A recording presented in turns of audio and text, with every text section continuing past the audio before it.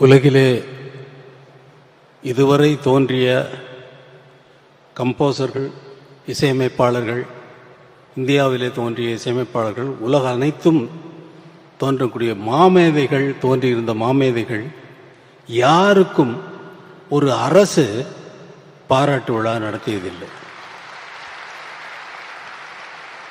இசை உலக சரித்திரத்திலேயே முதலாவது முறையாக ஒரு இசையமைப்பாளருக்கு ஒரு பாராட்டு விழா நடத்துகிறது தமிழக அரசு தான். தமிழக மாண்புமிகு முதல்வர் மு.க. ஸ்டாலின் அவர்கள், நான் சிம்பனிக்கு போகிறேன், அடுத்த நாள் போகிறேன் என்றால் முதல் நாளே வந்திருந்து பொன்னாடை அணிவித்து வாழ்த்து தெரிவித்து வழி அனுப்பி வைத்தார். அதேபோல் அங்கே லண்டனிலே இசை அரங்கேற்றம் செய்துவிட்டு அடுத்த நாள் ஃப்ளைட்டில் உடனே நான் திரும்பி வரேன்.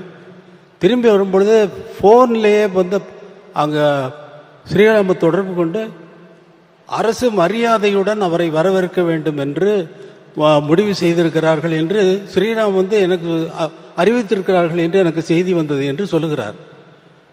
என்னால் நம்ப முடியவில்லை. இங்கே வந்து பார்த்தால் அமைச்சர் பெருமக்கள், அமைச்சர் தங்கம் தென்னரசு அவர்கள் வந்து காத்திருக்கிறார்கள். கையில் மலர் செண்டுடன் காத்திருக்கிறார்கள், என்னை வரவேற்கிறார்கள். அரசு மரியாதையுடன் உங்களை வரவேற்க வேண்டும் என்று முதல்வர் ஆணையிட்டிருக்கிறார் என்று சொல்லி, என்னால் என்னவென்று சொல்லுவது, வழி அனுப்பி வைத்துவிட்டு வரவேற்கவும் செய்து இன்று பாராட்டு விழாவும் நடத்துகிறார்கள். என்னால் நம்பவே முடியும். என்னால் என்ன நம்பலை. நான் எனக்கு இது இந்த மேடையில் நான் நிற்கிறேன்னா, நான் பேசுகிறேன்னா அப்படிங்கிறத இது தெரியல. என்மேல் அவ்வளவு அன்பு வைப்பதற்கு என்ன காரணம்? இந்த இசைதானா? என்மேல் அவ்வளவு அன்பு, அப்பா வைத்த அன்பு, இசைஞானி என்ற இசைஞானி என்பதே எனக்கு பேராகிவிட்டது. அவர் வெறுமனே வந்து காரைக்குடியில் நடந்த பாராட்டு விழாவில் எனக்கு அங்கே ஒரு பாராட்டு விழா நடந்தது. கலைஞர், முத்தமிழ் அறிஞர் கலைஞர் அவர்கள் பேச தலைமை ஏற்று நடத்துகிறார் அந்த கூட்டத்தை. அதில் வந்தவர், நான் அறிந்த அளவில் மேடையில் அவர் சொன்ன வார்த்தையை நான் சொல்கிறேன். நான் வரும் வழியில் அவர் எழுதிய புத்தகத்தை படித்தேன். அவர் எழுதிய 2 நூல்களை வெட்ட வழியில் கொட்டி கிடக்குது, சங்கீத கனவுகள் என்ற 2 புத்தகத்தையும் காரிலே வரும்பொழுதே படித்து விட்டு வந்து, நான் அவரை அறிந்த வரையில் அவர் எழுதிய புத்தகத்தையும் படித்து கொண்டு வந்தேன். அவருக்கு இந்த மேடையிலே ஒரு பட்டத்தை வழங்க இருக்கிறேன், இசை ஞானி என்ற பட்டத்தை வழங்குகிறேன் என்று சொன்னார். அவர் பாராட்டு விழா, அதே பாராட்டு விழா கலைஞருடைய தவ புதல்வர் மு.க. ஸ்டாலின் அவர்கள் நடத்துகிறார்கள், எனக்கு நடத்துகிறார்கள். அது அரசு சார்பில் எந்த இசைக்கலைஞனுக்கும் பாராட்டு விழா நடந்ததில்லை. இது ஒரு சரித்திரத்தில், இசை உலக சரித்திரத்தில் இது ஒரு பெரிய விஷயமாக நான் கருதுகிறேன். என்னால் இன்னும் நம்ப முடியவில்லை. என்ன பேசுவது என்பதும் மறந்து போய்விட்டது. நீங்கள் கேட்டீர்கள், சிம்பனி இசையை கேட்டீர்கள். உங்களுக்கெல்லாம் உங்கள் மனதிலே என்ன தோன்றி இருக்குமோ என்பதை என்னால் கற்பனை செய்து பார்க்க முடிகிறது. இந்த மாதிரி ஒரு இசையை, அவ்வளவு வாத்தியங்களும் வாசிக்கக்கூடிய இசை என்னுடைய கற்பனையிலேயே தோன்றி, அந்த கற்பனையை எழுத்து மூலமாக எழுதி அத்தனை பேரும் ஒரே நேரத்தில் வாசித்துக் கொண்டிருக்கிறார்கள். ஒவ்வொருவருக்கும் எழுதிய நோட்ஸ் தான் அவர்கள் வாசித்தார்களே தவிர வேற ஒன்றும் இல்லை. நான் எனது எண்ணத்திலே தோன்றிய கற்பனை வரி வடிவமாக எழுதி, அந்த 87 பேருக்கும் எழுதி, தனித்தனியாக எழுதி மொத்தமாக வாசித்த இசைதான் அந்த சிம்பனி. இந்த சிம்பனி எழுதுவதற்கு நான் இசையிலே என்னுடைய வாழ்க்கையை முழுவதும் சென்றது. என்னுடைய குழந்தைகளுக்காக நான் நேரம் செலவழிக்கவில்லை. என்னுடைய குழந்தைகளுக்குடைய நேரத்தை செலவழித்திருந்தால் இந்த சிம்பனியை எழுதியிருக்க முடியாது. இதே போல நீங்கள் விரும்பி கேட்கின்ற அத்தனை பாடல்களையும் நான் கம்போஸ் செய்திருக்க முடியாது. அதனால் இங்கே நான் நன்றி தெரிவிக்க வேண்டியது முதலாவதாக என்னுடைய குழந்தைகளுக்கு.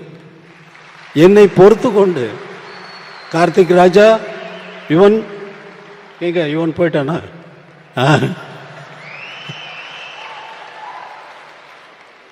உங்கள் இருவருக்கும் நீங்கள் உங்களோட செலவழிக்க வேண்டிய நேரம் தான் அங்கே வந்து சிம்பனியாக இசையாக வெளியில் வந்திருக்கு. அதை வந்து நினச்சி நீங்கள் சந்தோஷப்படலாம். உங்களோட எங்கள் டாடி நீங்கள் எங்களுக்காக நேரம் செலவிடலைன்னு சொல்லி நீங்கள் இனிமேல் கம்ப்ளைண்ட் பண்ண போகிறதில்ல. இது உங்களுக்கும் வயசாகிடுச்சு, உங்கள் குழந்தைகள் வந்து உங்களுக்கு சொல்ல போகுது. அதை இந்த இசை எழுதும் பொழுது எனக்கு இருந்த அதாவது கட்டுப்பாடுகள், எனக்கு எந்த இக்கட்டான நிலைமைகள் என்னென்ன என்றால், நான் ஒரு கிராமத்திலிருந்து வந்தவன், கிராமிய இசை சாயல் வரக்கூடாது. அதற்கப்புறம் திரைப்பட இசையில் எவ்வளவோ அமைத்திருக்கிறேன், அந்த சாயல் வரக்கூடாது. திரைப்படங்களில் வருகின்ற பேக்ரவுண்ட் மியூசிக்கினுடைய சாயலும் வரக்கூடாது. நான் ஒரு தமிழ்நாட்டை சேர்ந்தவன் என்ற அந்த அடையாளமும் வரக்கூடாது. நான் ஒரு இந்தியன் என்ற சாயலும் வரக்கூடாது. உலகத்தில் அத்தனை கம்போசர்களும் செய்த இசையை கேட்டிருந்தேன் அல்லவா, அதனுடைய தாக்கமும் வரக்கூடாது. அவர்களைப் போல் நான் எழுதிவிட்டேன் என்று யாரும் சொல்லக்கூடாது.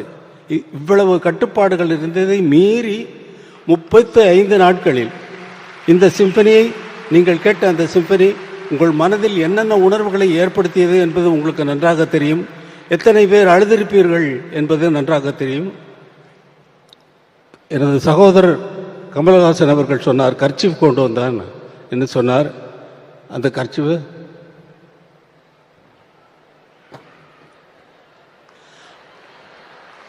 அழுததுக்கு சாட்சி இவர், கண்ணீருக்கு சாட்சி.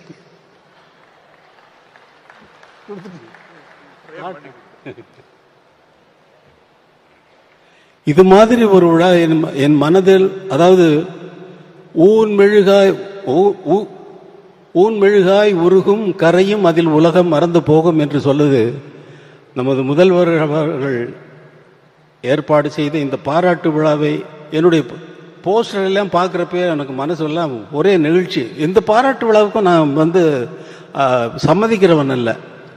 அவர் திரும்பி வந்தவுடனே வீட்டிற்கு சென்று அவரை கண்டால், அவர் சாதாரணமாக ஸ்டாலின் அவர்கள் கேட்டார், ஒரு பாராட்டு விழா நடத்தி விடலாமா அரசு சார்பில் அப்படின்னாரு. நீங்கள் நடத்துகிறதா இருந்தால் அதே சிம்பனி ஆர்கெஸ்ட்ரா இங்கே வந்து நம்ம மக்களுக்கு அதை காட்டுனா நல்லா இருக்கும் அப்படின்னு. அப்படியே பண்ணிடலாம், ரொம்ப சர்வசாதாரணமாக சொல்லிட்டாரு. இது ப்ராக்டிக்கலாக எவ்வளவு கஷ்டமான விஷயங்கிறது, 87 பேரை சேர்க்கறதுங்கிறது ரொம்ப கஷ்டமான விஷயம். அதில் ஸ்ரீராம் பட்ட அவஸ்தை, அந்த ஆர்கெஸ்ட்ரானுடைய இன்சார்ஜாக இருக்கக்கூடிய பீட்டர் இங்கே தான் இருப்பார், நான் பேசுறது கேட்டுட்டு இருப்பார். அவரை போட்டு படுத்தின பாட்டில் வந்து அவர் வந்து, அதுவும் அரசு சார்பில் வந்த அவர்கள், சண்முகம் அவர்கள், மற்ற அமைச்சர் பெருமக்கள் அனைவருமே அவங்களோட தொடர்பு கொண்டு அவங்களை வந்து எதுக்குமே இந்த ஒரு இது அவங்க போட்ட கண்டிஷன்ஸ் எல்லாம் இவங்க வந்து அது பண்ணு இது பண்ணு சொல்லி லாஸ்ட் மினிட் வரைக்கும் டார்ச்சர். அவங்க வந்து இங்கே இறங்கினது பெரிய சாதனை செய்த ஸ்ரீராம் அவர்களுக்கு நான் நன்றி சொல்கிறேன். ஸ்ரீராம் ப்ளீஸ் எந்திரிக்க. அவரால் தான் இதை சாதிக்க முடிந்தது.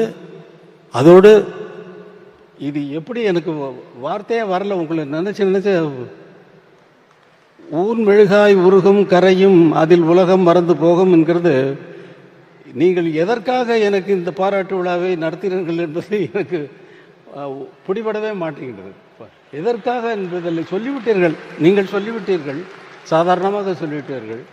எனக்கு அந்த என்னால் முடியலை, இந்த மகிழ்ச்சி தான்.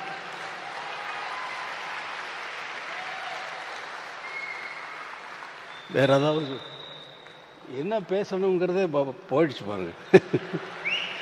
அவர் சூப்பர் ஸ்டார் வந்து பேசுகிறாரு. அவர் என்கிட்ட 2 நாளைக்கு முன்னாடி ஃபோன் பண்ணி நம்ம பண்ணதெல்லாம் நான் சொல்ல போகிறேன் அப்படின்னாரு. நம்ம பண்ணதெல்லாம் நீங்கள் எப்படி இங்கேருந்து மாறினீங்க, இந்த பெல் பாட்டம் போட்டுட்டு தொப்புளுக்கு மேலே பெல்ட்டு போட்டு கட்டிட்டு நல்ல கிராப் போட்டுட்டு அதில் கையில் பட்டையாக ஒரு வாட்ச் வந்து போட்டுட்டு பண்ணிவிட்டு ஒரு அரபா சொல்லவா? சொல்லிடவா? மகேந்திரனும் நீங்களும் நானும் உட்காந்து குடித்தோம்.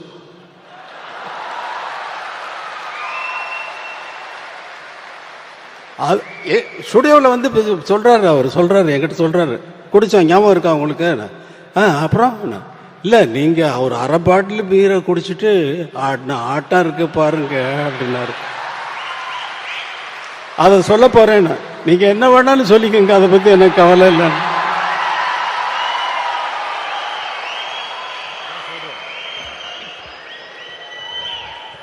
நன்றி நன்றி நன்றி. விஜிபியில் வந்து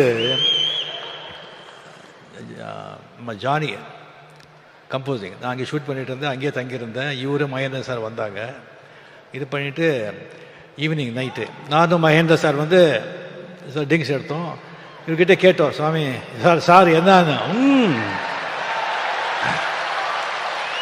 பீர் ஆஃப் பாட்டில் பீர் அடிச்சுட்டு இவர் போட்ட ஆட்டம் இருக்க, ஐயோ ஐயோ ஐயோ ஐயோ 3 மணி நைட் வரைக்கும். மகேந்திரன் அப்போ சொல்றாரு, ராஜா இந்த சாங் இது சும்மா இருங்க சார் அப்படின்னு சொல்லி ஊர்ல கிசு கிசு எல்லாம் கேட்கிறாரு. மெயினா ஹீரோயின்ஸுங்க பத்தி, அண்ணா பெரிய லவ் பெரிய லவ், அதான் இந்த பாட்டெல்லாம் சொல்லுங்க சார். அப்படி இருந்தவர் இன்னும் நிறைய இருக்கு, இன்னொரு வாட்டி நான் வச்சுக்கிறேன்.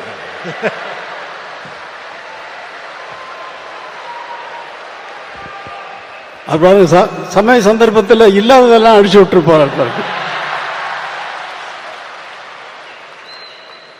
எப்படியோ உங்களுக்கு இந்த மேடையிலே முதல்வர் அவர்கள் ஒரு அறிவிப்பை அறிவித்தார். அதற்கு முதல்வர் அவர்களுக்கு என்னுடைய மனமார்ந்த நன்றியை தெரிவித்துக் கொள்கிறேன். நான் உங்களுக்கு ஒரு அறிவிப்பை சொல்கிறேன். இந்த அரங்கத்திலே இவ்வளவு பேர் தான் இந்த இசையை கேட்க முடிந்தது. எனக்கு நமது மக்கள் அனைவரும் கேட்க வேண்டும் என்ற ஆசை எப்பொழுதும் உண்டு. ஏனென்றால் இதை நீங்கள் இந்த இந்த இந்த இசையை வேறு எங்காவது கேட்டிருக்கிறீர்களா? எங்கேயாவது கேட்டிருக்க முடியுமா? இந்த இன்பத்தை நேரடியாக கேட்டால்தான், இதை ரெக்கார்ட் செய்து கேட்கறதுல அர்த்தமே இல்லை. அது இந்த இந்த உணர்வை நமக்கு கொண்டு வராது. 87 பேரும் ஒரே நோக்கத்தோடு ஒரே கவனத்தோடு அந்த இசையை எப்படி பிரசன்ட் பண்ணுவது என்பதிலேயே அவர்கள் கவனமெல்லாம் இருக்க போய்த்தான் இந்த இசை இவ்வளவு உயர்ந்ததாக இருக்கிறது. எல்லோருடைய கவனமும் ஒரே நேரத்தில் ஒரே இடத்தில் இருக்கிறது.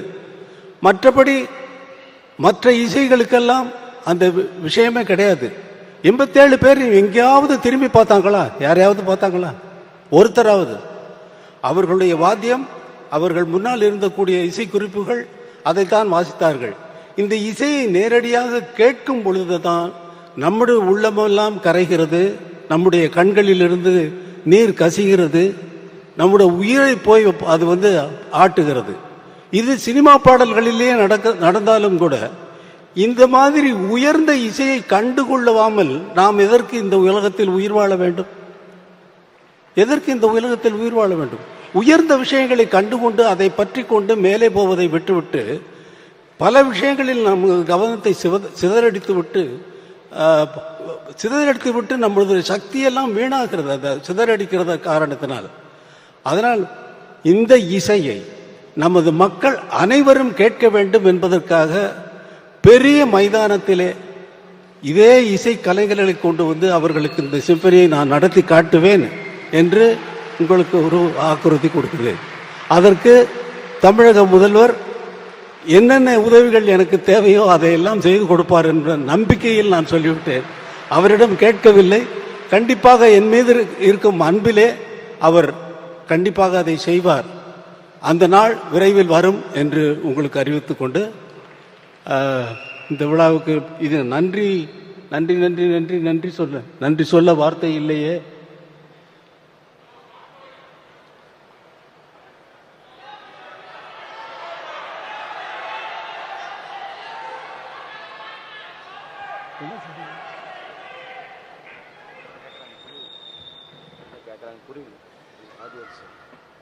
புரியல எனக்கு. பாட்டு பாட்டா?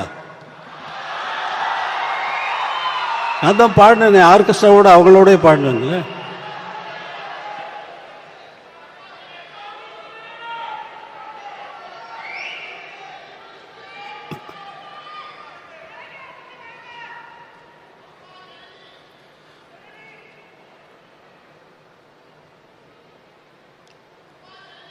அம்மா ஜனனி.